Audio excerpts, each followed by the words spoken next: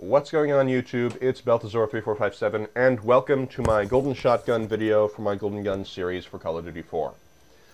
I'm not too much of a fan of a shotgun, but I did promise that I would make a shotgun video for my Golden Gun series for Call of Duty 4, and I keep my promises, and here's that video. So yeah, I hope you guys enjoy it.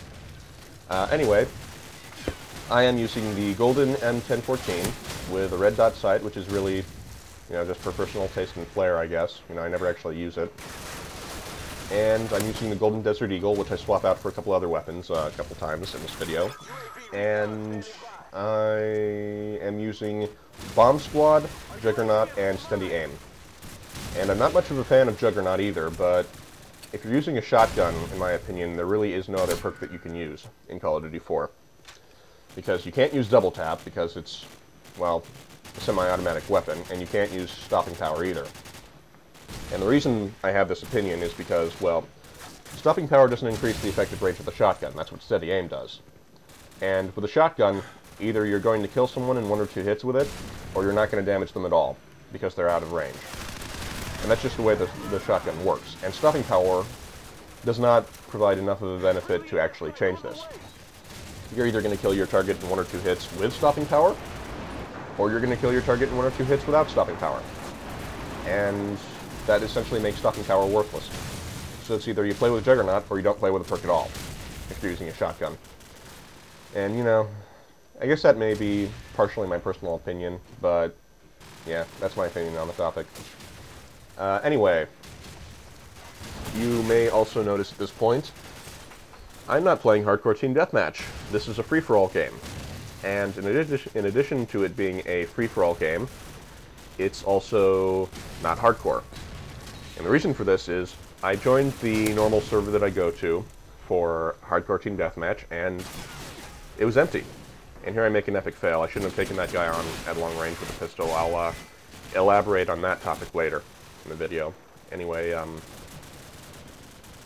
basically, I went to the Hardcore Team Deathmatch server that I play on to go and record my shotgun video, and nobody was there.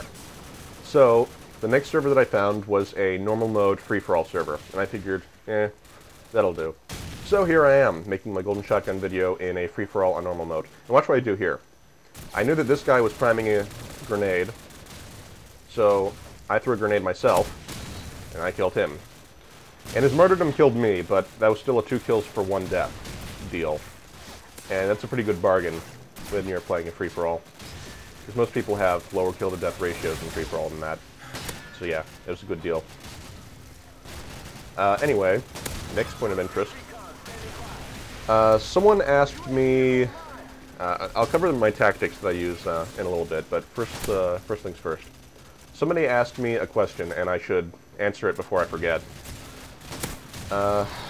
Someone asked me, what sensitivity do you play on? And my answer for that is, well, I play on the PC, and there's really no way for me to tell you, if you play on a console, what sensitivity you should set your controller to. But what I can tell you is I can share with you the principle that I use. And I apply this principle for sensitivity to all first-person shooter games that I play. Every first-person shooter that I play has this principle applied to it. And here I make another epic fail. I kill one guy with a pistol, and I try to kill the other one, but then I go, ah crap, it's not hardcore mode, and he kills me because I can't kill people in one shot with a Desert Eagle anymore. I'm a sad panda. Anyway, sensitivity. The sensitivity principle that I apply is I want to be able to easily make a 180-degree swipe, so that I can immediately turn around and nail anyone who might be coming up behind me. And when you can easily and efficiently, make a swipe of some sort and quickly turn 180 degrees to nail someone who's coming up behind you, without going any farther than that, or at least not too much farther than that, then you have found the sensitivity that you want to play on and adjust to.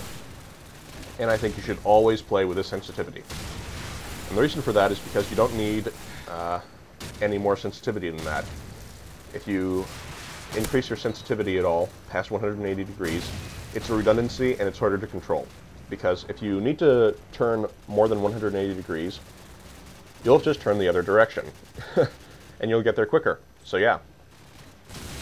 I think that a 180 degree turn when you can easily make that turn, no matter what the sensitivity that you're actually playing on is, when you can make a 180-degree turn very easily and very smoothly and very accurately, you want to adjust to that sensitivity.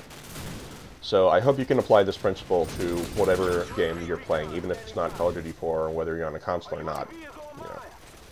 And I hope that information is helpful.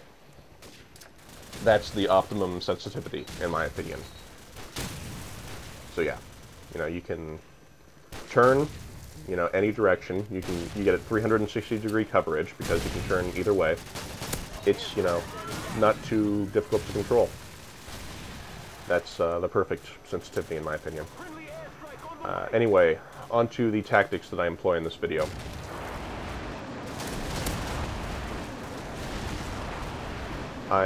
There's an epic martyrdom grenade dodge there. Awesome sauce. Anyway, tactics. Here's another fake out I do. I get that guy. And I use fake outs very, very frequently, and I've used them in a couple of my other videos, but I'll go over the principle again.